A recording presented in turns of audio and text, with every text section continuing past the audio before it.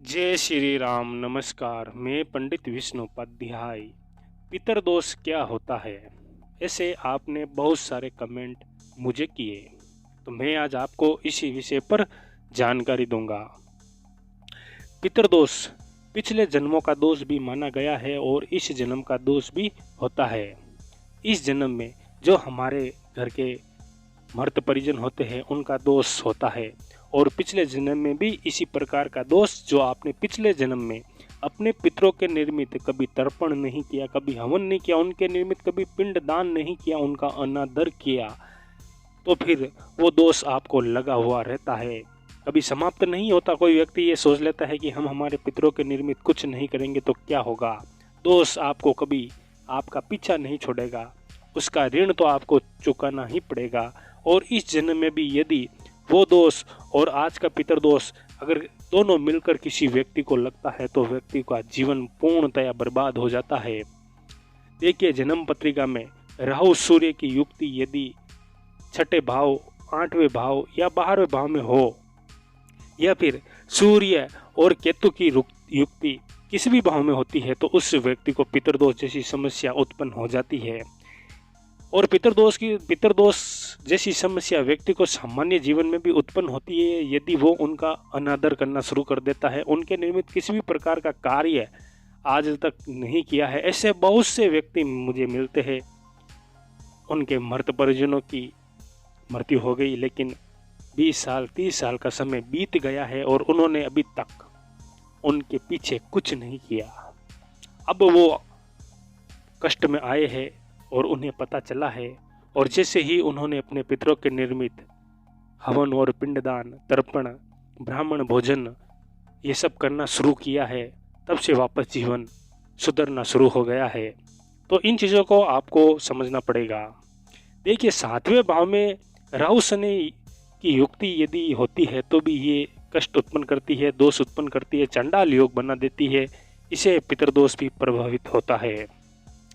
11वें भाव में यदि राहु केतु या फिर 4-9वें स्थान में राहु या केतु चंद्र की युक्ति बन रही है तो ये भी पितरदोष का एक कारण बनती है। तो सबका एक ज्योतिषीय गणनाओं के आधार पर कुछ अलग अलग इसमें मतभेद हो सकता है। पितरों को हमेशा प्रश्न रखने की कोशिश करें। पितर वो होते हैं जो आपके परिवार के मृत परिजन होते हैं। मृत्यु से पहले यदि उनके मन में किसी भी प्रकार की कोई कामना रहती है, अगर वो पूरी नहीं हुई है और उनकी मृत्यु हो जाती है तो व्यक्ति के ऊपर भार बढ़ना शुरू होता है।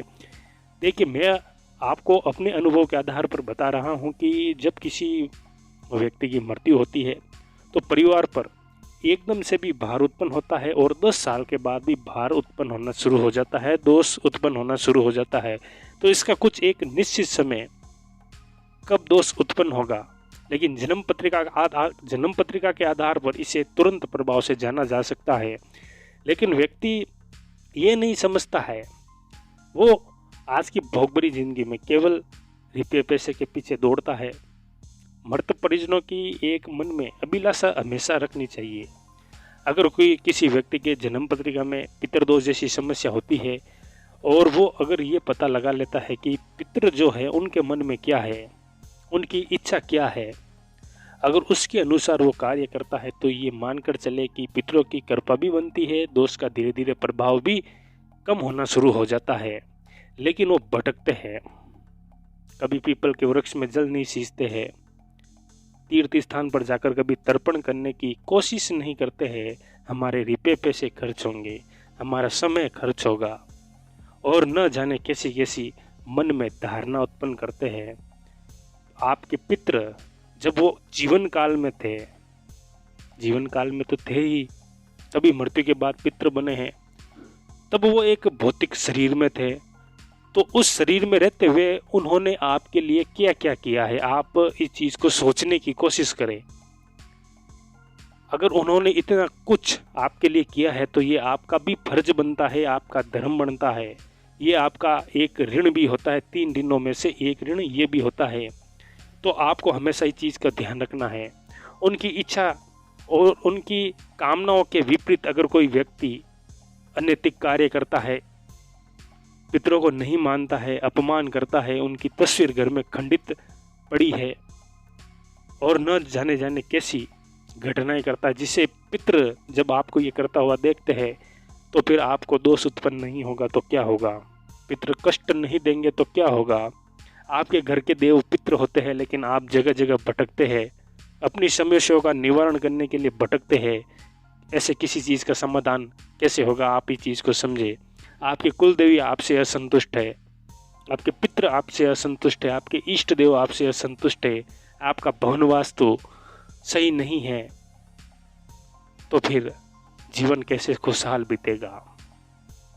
तो पितृदोष आपके मर्त परिजन होते हैं, उनका दोष जिस व्यक्ति को लगता है, और ये दोष व्यक्ति को जब लगता है तो व्यक्ति का विवाह बाधित होता है, पुत्र रत्न में प्राप्ति में समस्या उत्पन्न होती है, व्यापार नहीं चलता है। अगर आपके पास रुपये पैसे है, अगर आप कोई व्यापार करना शुरू करते हैं तो वो कुछ ही समय बाद वो व्यापार बंद हो जाएगा। आकस्मिक घटनाएं, जैसे आप कोई कार्य करने जाते हैं तो वो कार्य बिगड़ जाना शुरू होता है। तो ये कुछ होते हैं प्रमुख लक्षण, ये गंभीर लक्षण में आते हैं। लेकिन जिस व्यक्ति को पितृदोष होता है सामान्य स्थिति में, तो उनके साथ ये कम घटित होता है। तो मैं आशा करता हूँ इस जानकारी से आपको अवश्य लाभ होगा, आपका मार्गदर्शन होगा। अब आप मुझे आज्ञा दीजिए। नमस्कार, जय श्री राम।